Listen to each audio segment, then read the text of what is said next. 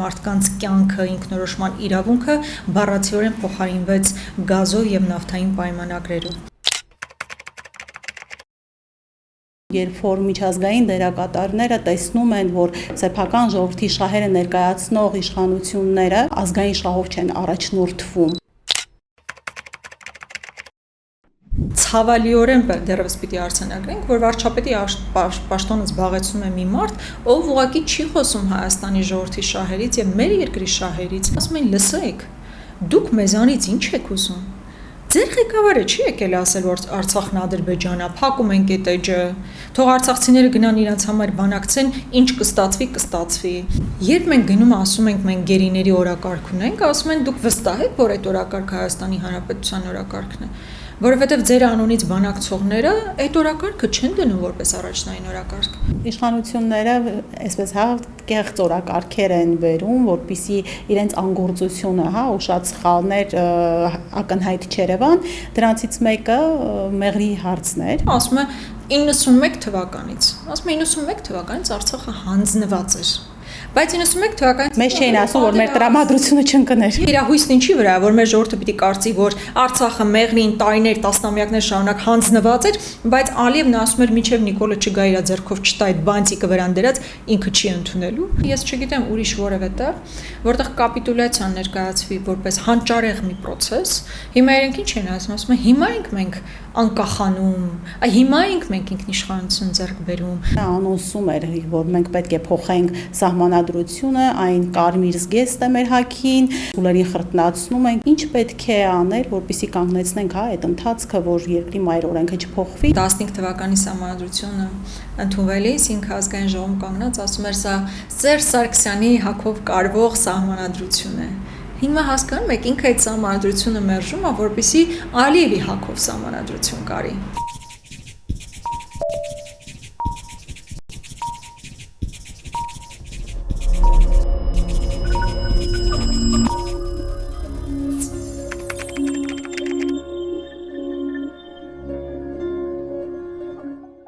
Բարև ձեզ, եթերում մտածենք պոդքասթն է եւ այսօր մտածելու ենք ազգային ժողովի պատգամավոր Աննա Գրիգորյանի հետ։ Բարև ձեզ Տիկին Գրիգորյան։ Բարև ձեզ։ Շնորհակալություն մեր հրավերումը չմերժելու համար։ Ես եմ շնորհակալ հրավերի համար։ Տիկին Գրիգորյան 2021-ից հետո Արցախի կործանումը մտավ գործնական փուլ։ Մենք ամեն օր լսում ենք այն խոսույթը, որ պետք է խնդրի կարգավորումը ձեռնտու լինի բոլոր կողմերին, բոլոր ժողովուրդների համար պետք է շահեկան լինի։ Բայց մենք տեսանք վերջում ինչ եղավ եւ հիմա խոսույթը վերվել է օրակարգ եւ ամեն օր մեզ ասվում է, որ բոլոր ժողովուրդների, բոլոր կողմերի համար խնդրի կարգավորումը պետք է լինի շահեկան։ Ինչ ակնկալ էլ, այս խոսույթի տակ։ Դե իրականում երբ հայտարարվեց, որ Արցախի հիմնախնդրի կարգավորումը պետք է ձեռնտու լինի Ադրբեջանի ժողովրդին, Հայաստանի ժողովրդին եւ Արցախի ժողովրդին, որպես արդյունք մենք ունեցանք, դուք ճիշտ եք նշում, մի իրավիճակ, որ միակ լուծումը, այսինքն լուծումը միայն ու միայն բավարարեց Ադրբեջանի ժողովրդին, որովհետեւ Արցախի ժողովուրդը էթնիկ զտման է ենթարկել, Հայաստանի ժողովրդի վրա էլ էկզիստենցիալ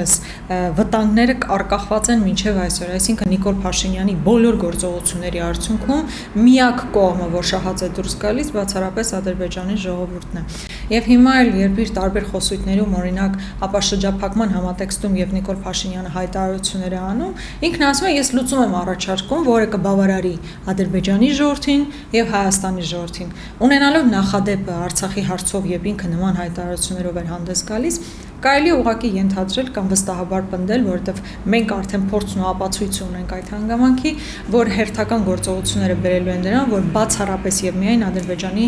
ժողովուրդն է, որ շահելու է։ Բայց այս նախադասությունը, որ պետք է ձեռնտու լինի Ադրբեջանին, Հայաստանին եւ այլն, այնքան ինչ ասեմ, բանակցությունների ժամանակ ամեն կողմ իր շահերն է առաջ տանում, ամեն կողմ իր պատկերացումներն է առաջ տանում եւ փաստացի մենք ունենք երկրի բարձրագույն պաշտոնը զբաղեցնող անձ, որ առաջնորդվում է բացառապես թշնամու հակառակորդի վիզավի շահերով եւ դա է ողբերգությունը։ Եվ ես կարող եմ ուղղակի ասել, որ մի օր էլ կգա ու կասի, մեզ պետք է այնպիսի սահմանադրություն, որը ձեռնտու լինի օրինակ Ադրբեջանի ժողովրդին։ Եվ մենք այդ ուղղությամբ ենք գնում եւ փաստացի պետք է արձանագրել, որ Նիկոլ Փաշինյանի արդեն 7 տարիների աշխատանքի արդյունքում մենք ունենք հայաթափված Արցախ, էթնիկ հաստատման ենթարկված Արցախի ժողովուրդ, Գորիս Կապան ճանապարհի հանձնում, մեր երկրի տարածքների մի մասի օկուպացիա, մեր հայրենակիցների Բաքվի բանտերում այս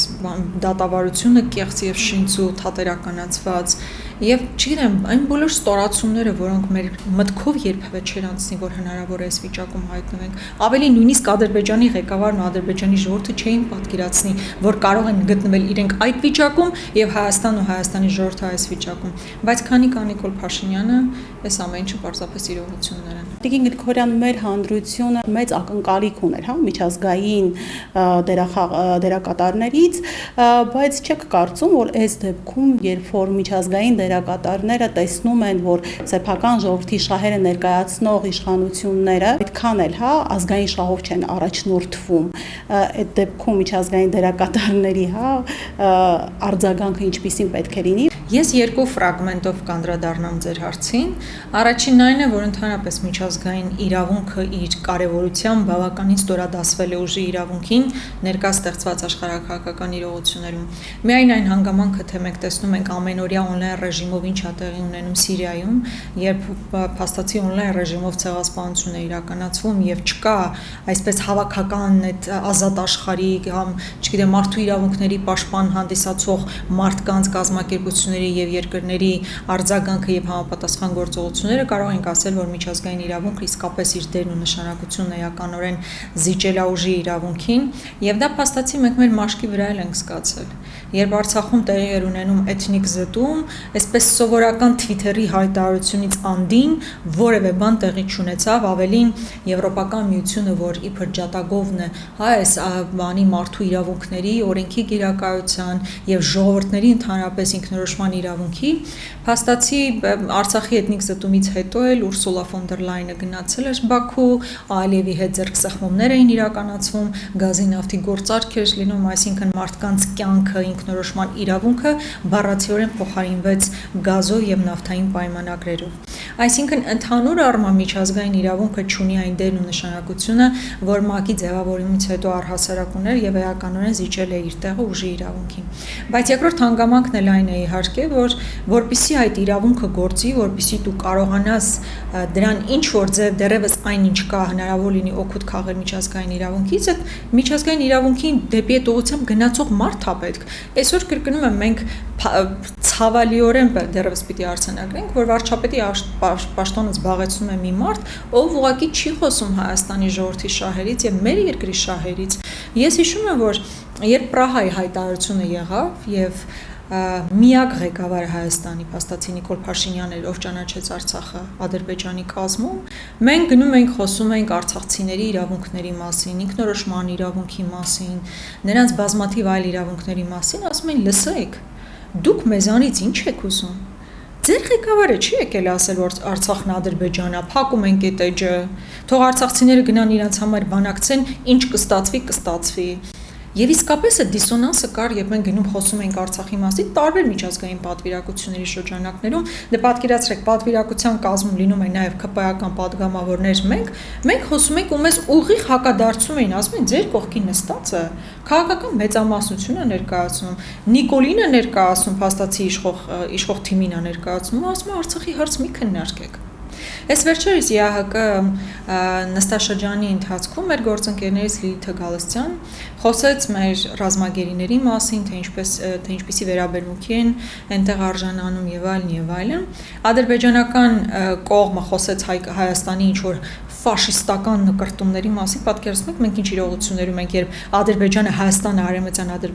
Ադրբեջանը անվանում, բայց միևնույն ժամանակ այստեղից պատասխան չի գնում, այսինքն ԿՊ-ականներն այնտեղ նստած ասում են մենք իհարկե կարող ենք ձեզ ադրբեջանցիներ պատասխանել, բայց մենք հավատարիմ ենք խաղաղության օրակարգին։ Պատկերացնում եք ինչքան նվաստացուցիչ է դա։ Երբ մենք գնում ասում ենք մենք գերիների օրակարգ ունենք, ասում են դուք վստահ եք, որ այդ օրակարգը Հայաստանի Հանրապետության օրակարգն է,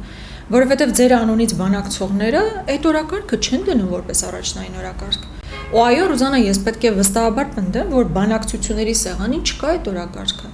Ես լինելով որպես ազգային ժողովի падգամավոր, որ ժամանակին հնարավորություն է ունեցել ծանոթանալ բանակցային փաստաթղթերին, որոնք այս ԱԳՆ խողովակներով գնում գալիս են, այնտեղ չկա որևէ կերպ, որ առնչվում է գերիների վերադարձին։ Սա ուղղակի նոնսենս է, նույնիսկ բոլոր ակտորները միջազգային, անկախ նրանից թե ինչ վերաբերմունք ունեն Հայաստանի նկատմամբ ու Ադրբեջանի նկատմամբ, իրենց համար անհասկանալի է ոնց կարող է երկիրը չուզենա հետ պահանջի կամ բանակցային օրակարգ չդարձնի իր հայրենակիցների վերադարձը։ Ավելին վերջերս նաև Հաջիևը հայտարարեց, որ նաև պետք է Հայաստանը հանձնի Ադրբեջանին այն հերոսներին, ովքեր երբևէ Արցախում հաղթանակ են գրանցել։ Ես հիմա որպեսզի, այո, ես կգամ դրան, որպես ապացույց, հիշում եք վերջերս գրվեց նաև թերթերից մեկում, որ ԿՊ նիստի ժամանակ, հետո այդ արտահոսքը վերագրեցին Հովիկ Աղազարյանին, ԿՊ նիստի ժամանակ քննարկում է գնում եւ պատմում են այն միջադեպը, որ Ալիևը Նիկոլ Փաշինյանն ասում է, ինչու Ռուբեն Վարդանյանին չես պահանջում։ Այն էլ ինչ որ պատասխան է տալիս, բայց միայն այս հարցադրումը, որ ասում է ինչու չես պահանջում, նշանակում է այս կողմից, այսինքն Նիկոլ Փաշինյանը քո խմբակը բանակցությունների եւ որևէ փուլում չի պահանջում մեր ռազմագերիներին, Արցախի ռազմաքաղաքական ղեկավարությանը եւ մյուս գերիներին, այսինքն սա որպես փաստ արձանագրվում է։ Եվ իսկապես ես ուղղակի չգիտեմ ուրիշ ինչ բառ գտնել սրա համար, երբ դու տեսնում ես օրինակ Զելենսկին պարտված, արդեն նվաստացած վիճակում Տրամպի կողքը նստած, Տրամպը այդ խայտարակ դիվանագիտական իրավիճակը հիշում է։ Բայց նույնիսկ այդ ժամանակ Զելենսկին մի քանի կարևոր ֆակտոր է նշում իր երկրի ապագայի համար, որոնցից մեկը ռազմագերիների վերադարձն է։ Այսինքն Զելենսկին կարողանում է այդ նվաստացած վիճակում այնտեղ կանգնած ռազմագերիներից խոսի, իսկ մարդը հրաժարվել է։ Եթե Հայաստանի Հանրապետության փաստացի ղեկավարը հրաժարվում է Հայաստանի Հանրապետության քաղաքացիներից, այս երկիրը ապագա չի կարող ունենալ։ Այո, Նիկոլ Փաշինյանը թքած ունի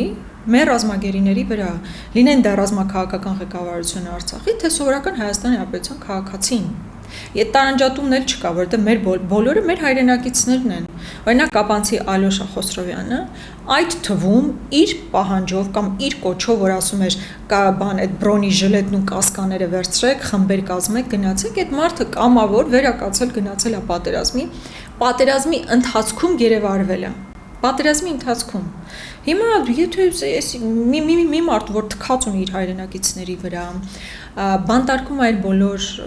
չգիտեմ, ցանկացած մեկին ով խոսում է այս թեմայով, այս երկիրը նման ղեկավարը ուղղակի ապագա ունենալ չի կարող։ Իշխանությունները այսպես կեղծ օրակարգեր են բերում, որպեսզի իրենց անգործությունը, ու շատ սխալներ ակնհայտ չերևան, դրանցից մեկը Մեղրի հարցն էր։ Փաստացի այդպես է ստացվում, որ Նիկոլի առաջարկած հիմնական միտքը որն է, նույն Արցախի մասով, ասում է 91 թվականից, Արցախը հանձնված էր։ Բայց 91 թվականից մեզ չէին ասում, որ մեր տրամադրությունը չընկներ։ Եղել է պատերազմում հաղթանակած կողմ ենք եղել են բանակցություններ, բանակցային տարբեր փաթեթներ, այդ փաթեթներում նրբերանգներ կան, որոնք ամենևին չեն խոսում նրա մասին, որ Արցախը պետք է լիներ Ադրբեջանի կազմում, բայց այս մարդը մտածում է, որ իր կներեք բառից համար կրուտիտներով, իրենց մանիպուլյացիաներով, մարդկանց ուղղակի բանականությունը վիրավորելու գործընթացով, այս մարտավարությամբ ինքը հնարավոր է ինչ-որտեղ հասնի, բայց ակնհայտ է, որ չգիտեմ, արդեն իր մանիպուլյացիաներն էլ չեն աշխատում, էլի։ Այսինքն իր հույսն ինչի վրա է, որ մեր ժողովուրդը պիտի կարծի, որ Արցախը Մեղրին տարիներ, տասնամյակներ շարունակ հանձնված էր, բայց Ալիևն ասում էր, մինչև Նիկոլը չգա իր ձեռքով չտա այդ բանտիկը վրան դրած, ինքը չի ընդունելու։ Սա ուղղակի ողբերգությունն է, որ կարող է մարդը նման պատկերացումներ ունենա սեփական ժողովրդի նկատմամբ, որ նման հիմարություններ ասելով ժողովուրդը կարող է դա ընդունի։ Բայց Մեղրի մասով, քանի որ վերջերս հատկապես այդ շեշտադրումը շատ է գնում եւ հատկապես այդ քննարկումներն ակտիվացել են, ես բոլոր հիմքեր ունեմ կարծելու, որ հիմա Նիկոլ Փաշինյանը տանում է այնպիսի բանակցություններ, որի արդյունքում հերթական զիջումներն են իրականացնելու նաեւ Սյունիքում եւ Մեղրի հատվածում, եւ ինքը ուղղակի հերթական ֆոնն է նախապատրաստում կամ մեղավորների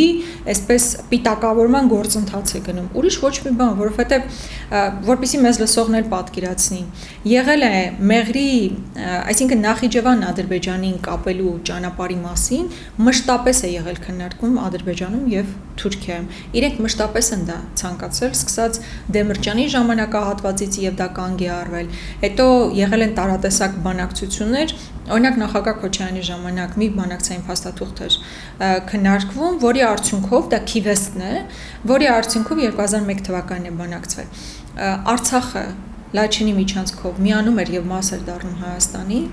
եւ Ադրբեջանը ստանում էր ընդհանրապես կապ, որը էստակադաների, թունելների տեսքով պետք է լինի եւ փաստացի Իրանի հետ սահմանը չէր ընդհատվում։ Այսինքն այդ բանակցությունները մեզ համար իսկապես ձեռնատու բանակցություններ են եւ եթե Հայր Ալիևը դա ստորագրեր, իսկապես խնդրի լուծում կլիներ, որի արդյունքում Արցախը կլիներ Հայաստանի մաս, Իրանի հետ սահմանը մենք չէինք կորցնի եւ Ադրբեջանը կստանար կապուղի։ Հիմա Արցախը չկա, Լաչինը չկա, ամբողջությամբ օկուպացիայի ներքո է Ադրբեջանի կողմից, բայց այս մարդիկ քննարկում են առանձնահատուկ ճանապարհի տրամադրման այդ բանը, հարցը։ Ինչու՞ եք դա քննարկում։ Բա դրան զուգահեռ քննարկեք Արցախի ժողովրդի վերադարձի հարցը, անվտանգության մեխանիզմների հարցը, մեր ռազմագերիների հարցը։ Պետական քաղաքականություն է ուղղակի զիջման քաղաքականությունը, ես չգիտեմ ուրիշ որևէ տեղ, որտեղ կապիտուլյացիան ներկայացվի որպես հանճարեղ մի process, հիմա իրենք ինչ են ասում, հիմա ենք մենք անկախանում, հիմա ենք մենք ինքնիշխանություն ձեռք բերում։ Դուք պատկերացնում եք, էլի այդ տրամաբանությամբ, որ իրենք երևի մտածում են մեր ժողովուրդը այնքան ինտելեկտ չունի, որ կարող ասա որպես իրականություն անցալի, որ հիմա ենք անկախանում։ Փաստացի հիմա ենք էլի անկախանում, որ Ալիևի եւ Էրդողանի պահանջով սահմանադրություն ենք գրում։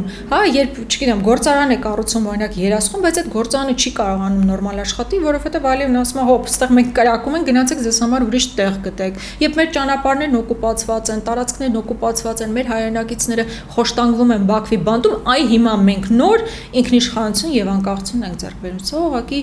զարհուրելի է, իսկ եթե Մեղրի թեման էլ այսպես ամփոփելու լինեմ, Մեղրի հարցը եւ այդ ճանապարհի հարցը առաջացել է ոչ թե այն պատճառով, որ նախագահ Քոչարյանը կամ Դեմիրճյանը ինչ որ բան են բանակցել կամ նման պահանջներ են ժամանակել են եղել։ Եվ փաստացի միակ պատճառը, որի համար պահանջում են Նիկոլ Փաշինյանից Ադրբեջանը Նախիջևանին կապող ճանապարհ, դա այն է, որ ինքը իր ձեռքով ստորագրել է նոյեմբերի 9-ի փաստաթուղթը, որի 9-րդ կապով պարտավորություն է ստանձնել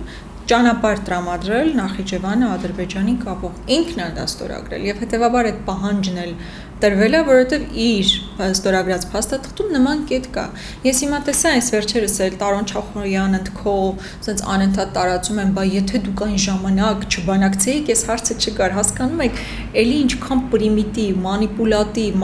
մարդու բանականությունը վիրավորող թեզեր են առաջ տանում։ Բա այդքան բան եք մի հատ ձեր ղեկավարին հարցրեք։ Նոյեմբերի 9-ի թուղթը, որ ստորագրում էր, չէր պատկերացնում դրա հետևանքները, թե չեն էլ թողել, որ կարթա ինչա գրած, ուղղակի դեմ են տվել, ասել են ստորագրի։ Հիշում եք այդ ժամանակ բունկերներում էր։ Այդ հիմա է այդպես նորից ոգևորված, գոռում, գոչում։ Լավ կլինի հիշի թե այն ժամանակ նոյեմբերի 9-ին բունկերում էին, վախենում էին դուրս գալ։ Իրականում հիմա միգուցե տպավորություն ստեղծվի, որ ամեն ինչ անցել է, ինչ որ բաներ մարսել են, բայց չի մարսվել։ Սա պատմական ողբերգություն է, Արցախի հետ տեղի ունեցածը պատմական ողբերգություն է, ինքը թեթև միջադեպ չի եղել, թեթև ինչ-որ իրավիճակ չի եղել, դա պատմական ողբերգություն է, մեր երեխաները, մեր թոռները, նրանց թոռները կարդալու են այս օրերի մասին։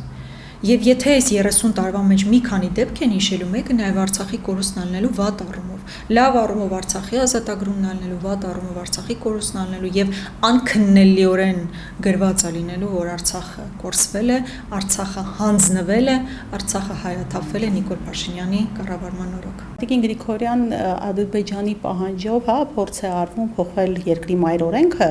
համենայն դեպս աշխատանքներ է տարվում այդ ուղղությամբ, դե մենք արդեն լսել ենք, որ Նիկոլ Փաշինյանը անոնսում էր, որ մենք պետք է փոխենք սահմանադրությունը, այն կարմիր զգեստ է մեր հագին, չգիտեմ, ցուլերին խրտնացնում ենք եւ այլն։ Ինչ պետք է անել, որպեսզի կանգնեցնենք այդ ընթացքը, որ երկրի մայր օրենքը չփոխվի, չնայած նրան օրենսդրական կարգավորումներով այդքան էլ հեշտ չի այդ գործընթացը սկսել։ Դա ակնհայտ Ադրբեջանի հերթական պահանջն է։ Եվ եթե ինձ եւ ձեզ համար ակնհայտ է, ժողովրդի մեծ մասի համար էլ է դա իհարկե ակնհայտ, բայց ելի հերթական մանիպուլատիվ թեզն են տանում, թե բաս Ադրբեջանը սրա հետ ինչ կապ ունի, մի բերեք Ալիևին օրակարգ։ Այսինքն իրան գնում Ալիևի հետ պայմանավորվում են, որ պետք է սահմանադրություն փոխվի, որտեղ, այսինքն նոր սահմանադրություն գրվի, որտեղ անկախության հռչակագրի հղումը նախաբանից պետք է դուրս գա, բայց հետո գալիս ասում են, բայց Ալիևը այստեղ ինչ կապ ունի։ Դա մեր ինքնիշխան որոշումն է, դա մեր ինքնահայացման հետևանքներն են, իսկապես հերթական ձեռառնություն է, որ փորձում են իրականացնել, բայց կարծում եմ ինքն էլ շատ լավ հասկանում է, որ ուղղակի հնարավոր չի, որ պայմանական 500-ից 600,000 մարդ, ինչը առնվազն անհրաժեշտ է լինելու, գնա եւ նման սահմանադրությանը կողմ քվեարկի, որտեղ ժամանակին, երբ որ ինքը հիշում եք 15 թվականի սահմանադրությունը ընդունվելիս, ինքը ազգային ժողովում կանգնած ասում էր, սա Սերժ Սարգսյանի հակով կարվող սահմանադրություն է։ Հիմա հասկանում եք, ինքը այդ սահմանադրությունը մերժում է, որպեսզի Ալիևի հակով սահմանադրություն կարի։ Այսինքն մեր ժողովրդին ասում է, մեզ հետ ինձ հետ հավասար կապիտուլացվի, ինձ հետ հավասար գնա եւ կզի Ալիևի առաջ։ Այդ սահմանադրությունը բացառապես Ալիևի հակով, Ալիևի պարտադրանքով կարվող սահմանադրություն է։ Եվ մենք ոչ թե այդ ոչի ճամբարի բանի մասին պետք է խոսենք, այլ բացառապես այն տրամաբանության, որ սա ուղղակի օրակարգ բերել է, այսինքն սրա մարմնացումը հանրաքվեի միջոցով նույնիսկ անթույլատրելի է։ Ես կարծում եմ ինքը գիտակցում է, որ դա բավականին բարդ process է լինելու, չեմ բացառում, որ ինքը փորձի զուգակցել ընտրությունների հետ, որովհետև առանձին բուն հանրաքվեին գնալու համար դա իրանք էլ են հասկանում, որ բացառվում է, որ ժողովուրդը այդքան գնա, միգուցե ընտրությունների հետ զուգակցելով իրենք կարող են պատկերացնել, որ հա 600, 700, 800 միլիոն մարդ հաստատ կգնա ընտրությունների, բայց նույնիսկ այդ դեպքում են լինելու տապալված։ Ես կարծում եմ իրենք ժամանակին Ալիևին խնդրել են, որ մի հատ թուղթ տա, այդ որ անընդհատ խնդրում աղաչում է, որ մի հատ թուղթ վրան գրած լինի խաղաղություն։ Գնամ ժողովրդին համոզեմ, որ ցես խաղաղություն են բերելու, ինքը նպատակ ուներ այդ թուղթով վերարտադրվել, հետո տանել նոր փոփոխությունների։ Եթե հիշում եք, ինքը ժամանակին հայտարարում էր, որ այդ նոր սահմանադրության ընդունումը ինքը նախատեսում է 2027 թվականին։ Այսինքն ինքը իր մտքում մտածում էր, որ այդ թուղթը ստանալով խաղաղության մասին պայմանագիրը, ինքը կգա կվերընտրվի, հետո մի տարի հետո 27-ին կտանի սահմանադրության փոփոխության։ Բայց բարձում է Ալիևն ասում է, չէ, ես այդ պայմանիդ կամ այդ տարբերակիդ համաձայն չեմ, կգնաս խելոք սահմանադրությունդ կփոխես, հետո այն նոր կխոսանք այդ թղթի ստորագրման մասին։ Բայց առհասարակ Ադրբեջանին որևէ թուղթ ստորագրելու Ադրբեջանը ցանկություն չունի որևէ թուղթ ստորագրելու, որովհետև ինքը այսպես թե այնպես ստանում է այն ամեն ինչ ինքը ուզում է, ինչ կարիք կա, մի հատ էլ որևէ պարտավորություն ստանձնի ինչ որ թղթով։ Համենայն դեպս սահմանադրությունը այս պարզ գիտակցումը, կարծում եմ, չնայած հիմա մենք խոսեցինք, բայց մեր ժողովրդի մոտ էլ կա, որ սա մեզ պարտադրված սահմանադրություն է, եւ եթե ինչ որ մեկը խոսում է լեգիտիմության բացակայության մասին, խոսելով սահմանադրության մասին, պետք է հասկանալ, որ սա ոչ միայն լեգիտիմ չի լինելու, այլ նաև հակապետական է լինելու, որովհետև չի կարելի ուղղակի մեր բոլորիս հարաբերությունների կարգավորող փաստաթուղթը լինել Ալիևի պատվերով։ Տիկին Գրիգորյան, մենք անընդհատ զիջում ենք, հա, անընդհատ ունենք տենց զիջումների տենց մեծ փաթեթ, Ադրբեջանի ախորժակներ գնալով այդպես լավանում է, մեծանում է, եւ մենք այսպես կարծես մենյուի խնդիր էլ չունենք, շատ բաներ ենք առաջարկում, ինչեւ երբ պետք է, հա,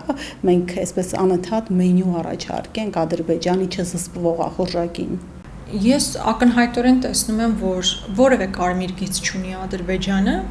ավելի Նիկոլ Փաշինյանը ինքը ընդունել է, որ չի տեսնում, թե Ադրբեջանը որ բային կարող է կանգ առնել։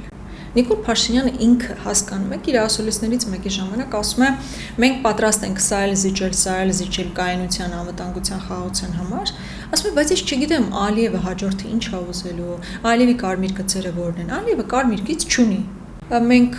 ուղղակի որպես այդպիսին սուբյեկտ չպետք է լինենք, չնայած Նիկոլ Փաշինյանի կառավարման օրոք սուբյեկտից օբյեկտ ենք վերածվել։ Բայց նրանց համար այո, իրենք բացարձակ վերահսկելի պետություն են ուզում ունենալ։ Հիմա եթե սահմանադրության պահանջից հետո, այսինքն եթե միადგանք Նիկոլ Փաշինյանի դիտանկյունից, ինքն ասում է սա էլ անենք եւ վերջ, չէ՞։ Այդ նույն տրամաբանությամբ ասում են Արցախը տանք, Հայաստանը կպահենք։ Արցախը տվեցին, Հայաստանը ասում են Արևմտյան Ադրբեջան ու հերթական գրոհներն են նախաձեռնում։ Գորիսկապան ճանապարհը տանք, որպեսզի մեզնից մեղրիով ճանապարհը չուզեն։ Այս Սև լճի համար պատերազմ չանենք, որպեսզի հետո չառաջանան, անընդհատ առաջ են գալիս ու առաջ են գալիս։ Տավուշում այս տարածքները զիջենք, որպեսզի հետո մեզ վրա հարձակում չլինի, էլի զիջում ես, էլի բաներ են ուզում։ Այսինքն չի աշխատում։ Գերիների մասին չխոսենք, սրա մասին չխոսենք, տարածքների դեօկուպացիայից չխոսենք, որպեսզի պատերազմ չլինի, պատերազմի, մենք հիմա ավելի մոտ ենք պատերազմի, քան խաղաղության։ Եվ որևէ մեկը կասկածում է, որ սահմանադրության պահանջից հետո իհարկե բացառում են, որ դա իրականություն դառնա, բայց պայմանական եմ ասում, պատկերացրեք, եթե դա իրականություն դառնա։ Դրանից հետո գալու է մեր բանակի սահմանափակման հարցը։ Ասել են X քանակության բանակ, այն էլ շատ սիմվոլիկ, այսպես արհեստական բուտաֆորիկ մի հատ կառույց են ուզենալու։ Զենքերի գնման գործընթացի մասին են արդեն խոսում, Ալիևն ասում է, եթե դու իսկապես ուզում ես, ես հավատամ, որ դու խաղաղության ես գնում, ապա զենքերը հետ ուղարկի որտեղից որ գնել ես։ Հաջորդն ասում է, եթե դու իսկապես խաղաղության ես գնում, ապա դու ինձ պետք է հանձնես կամ դատախազությունների միջև բանակցություններ պետք է գնան այն մասին, որ ովքեր որ մասնակցել են պատերազմներին, դու արտահանձնես կամ քեզ մոտ դատես։ Եվ իմիջիալոց պատահական չի, որ ռազմական բավականին բարձրաստիճան պաշտոնյաներ այսօր արդեն դատապարտված են կամ դատապարտման process-ի մեջ են։ Միքայել Արզումանյանը 2 տարուց ավել է կալանքի տակ է գտնվում, Ջալալ Հարությունյանի դատավճիռը կայացվեց, բանի այդ ազգային հերոսի կոչում ստացած Տիրան Խաչատրյանի նկատմամբ հետապնդում է սկսվում մի մարդում ազգային հերոսի կոչում են տալիս պատերազմի ժամանակ, պատերազմից հետո ասում են պատերազմական գործողությունների համար քեզ պիտի դատենք։ Այսինքն այս պահանջների ցանկը այնքան շատ է, ու սա էլ չբավարար չի լինել, հասկանում եք, այդ Միչանսկի հարցն էլ դե կա, որ իրանց համար ռազմավարական հեռանկարային ծրագիր է։ Այսինքն այն հույսը, որ այս մի փոքր բանն էլ զիջենք ու վերջ կկանգնի, չի աշխատում։ Մեծագույն բանն եք զիջել հանձնել Արցախը։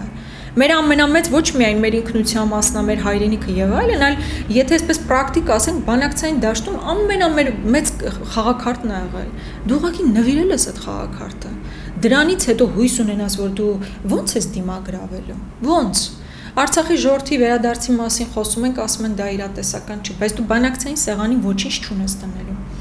Դու ոչինչ, բոլոր քո զենքերը, բոլոր քո խաղաքարտերը հանձնել ես, կապիտուլացվել ես, հիմա դրա անունը դնում ես անկախության ինքնիշխանության ճանապարհ ու ժողովրդին էլ ասում ես այդ կապիտուլյացիայի ճանապարհով, արի մենք բոլորս անցնենք։ Չէ, մենք ժողովուրդը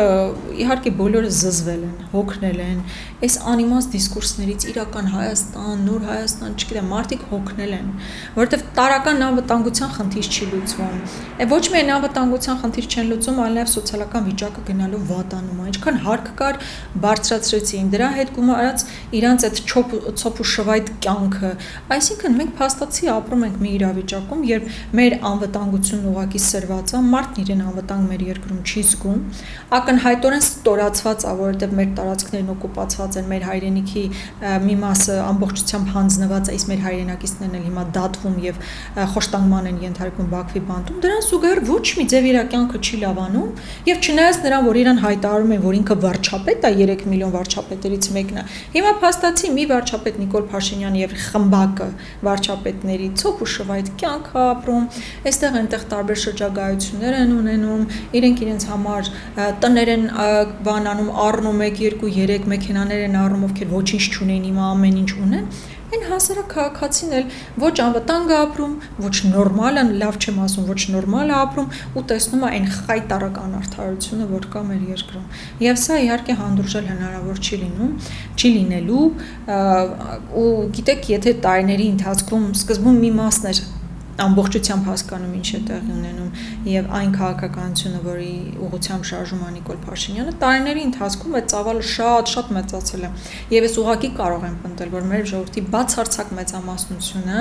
տանել չի կարողանում այս իշխանությանը, ուզում է, որ այս իշխանությունները գնան, այլ բան է, որ մոտ 70%-ը ուղղակի այնքան է հիասթափել քաղաքական process-ներից, որտեղ այդ մարդկանց մի զգալի մասը նաեւ 18 թվականի գործընթացներին էր մասնակցում եւ հիմա ամեն իր մեջ վերլուծում է, որ եթե ես 18 թվականի մասնակցեցի սենց աղետի բերեց, հա, Նիկոլ Փաշինյանը, միգուցե կողք քաշվեմ եւ փորձեմ կողքից նայել գործընթացներին, բայց ուղղակի ես պետք է խնդրեմ մեր հայրենակիցներին, որ ոչ թե կողք կանգնել, որովհետեւ կողք կանգնելով այդ ամբողջ աղետը ու կապ չունի դու քաղաքականության անմիջապես էպիկենտրոնում ես, թե քաղաքականությունը կողքից ես դիտարկում, այդ քաղաքականությունը ծնող աղետը, քաղաքականությունից ծնվող աղետը գալիս ուղղակի քեզ ինձ խժռում է եւ բոլորն էլ պետք է այս հստակ գիտակցություն ունենան եւ ակտիվ մասնակցություն ունենան բոլոր քաղաքական գործընթացների, որպեսզի այս իրականում այս հանգուցալուծումը լինի։ Տեսեք, ձևավորվեցին, հա, շատ ընդդիմադիր շարժումներ, շատ մեծ թափով, կրիտիկական նույնիսկ զանգված էլ հավաքվեցին որոշ դեպքերում, բայց այդպես էլ չհաջողեցին շարժումները։ Իսկ հիմա մեր իրականությունը բերվել մի խոսույթ, մի քննարկում, երկու ընդդիմադիր ճակատների մեջ բախում, ով բերեց Նիկոլին, հա։ Չեք կարծում, որ այս շրջանում նմանատիպ խոսույթը միմիայն ամրացնում է Նիկոլի թիկունքը։ Ես կարծում եմ, որ մեր բոլորիս առաջնային թիրախը Նիկոլն է եւ մեր ամբողջ, այսինքն էներգիան, մեր տրամադրություններն ու մոտիվացիան այս իշխանությունների հեռացումն է, այսինքն մեզ համար այլ հիմնական օրակարգ չկա, սա է օրակարգը։ Այլ բան, որ կային որոշակի արձանագրումներ, կային որոշակի հարցադրումներ, որոնք պետք է հնչեցվեին եւ հնչեցվել են եւ կարծում եմ իրական քաղաքական դաշտում կան գործընթացներ, կան հնչեցվող հարցեր, որոնք հրապարակային չեն լինում, ավելի շատ այսպես ներքաղաքականներ, այսպես տարբեր խմբերի միջև քննարկումներ են, բայց միշտ պահել դա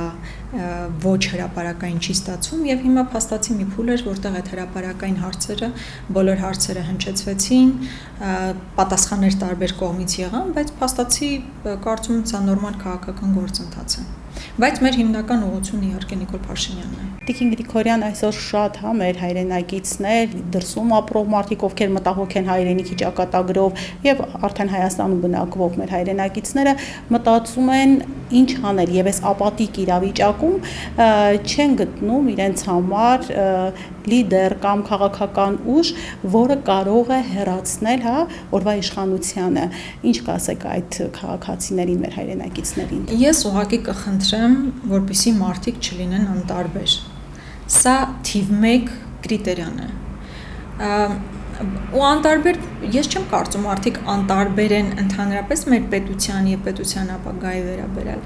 բայց քաղաքական process-ները այնպես են զարգացել, որ հենց քաղաքականություն անունը լսում են միանգամից կողք են քաշում։ Հավանաբար նկատած կլինեք, որ տարբեր ակցիաների բանի ժամանակ ասում են սա քաղաքական չի։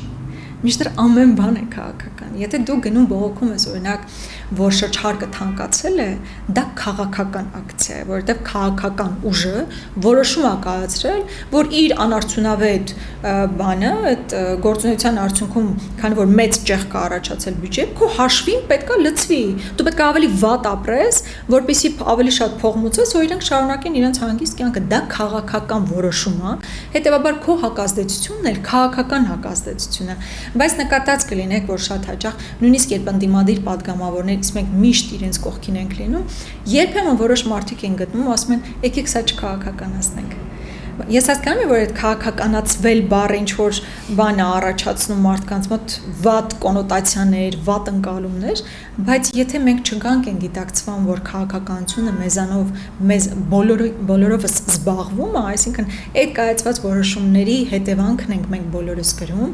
եւ կողք չքաշվել, քաղաքացիական դիրքորոշումը հայտնել։ Ես վստահ եմ, որ եթե նույնիսկ մարդիկ չունեն քաղաքական կողմնորոշում այս կամ այն ուժին նկատմամբ, քաղաքական հստակ դիրքորոշում ունեն, որ այս իշխանությունները ողբերգություն բերած իշխանություններ են, ավեր ու կորուստ բերած իշխանություններ ու շարունակում է այդ process-ը եւ հետեւաբար սեփական քաղաքացիական դիրքորոշումը վստահորեն կարող են հայտնել։ Երկրորդ նախագահը վերջերս ասուլիս է տվել Հայաստան Դաշինքի առաջնորդը Ռոբերտ Քոչարյանը եւ ասել է, որ իր ծանրակշիռ, այսինքն մենք մեր ծանրակշիռ ներկայությունն ու մասնակցություն ունենք ունենալու քաղաքական գործընթացներին, այսինքն որպես այդ հստակ դիրքորոշում սա պետք է հասկանալ։ Եթե փողոցային պայքար լինի, մենք մեր ամբողջական ներուժով այնտեղ ենք լինելու, եթե լինեն ընտրություններ, մենք մեր ամբողջական ներուժով մասնակցել ենք։ Այսինքն այդ արձանագրումը պետք է անել, որ Հայաստան խմբակցությունը ինչպես էս անցնող տարիներին է պայքարել եւ որևէ մեկը չի կարող ասել, որ մենք չենք պայքարել, այո, ցավոք վերջնարդյունքին չենք հասել, բայց չի կարող գտնվել որևէ մեկը, որ ասի, որ դա չենք արել։ Դա արել ենք եւ խորհրդանում եւ խորհրդանից դուրս եւ այսուհետ էլ, ինչպես նախագահն է ասել, մեր ծանրակշիռ ներգրավվածությունը մասնակցություն ենք ունենալու քաղաքական գործընթացներին։ Շնորհակալություն։ Ձեր շնորհակալություն։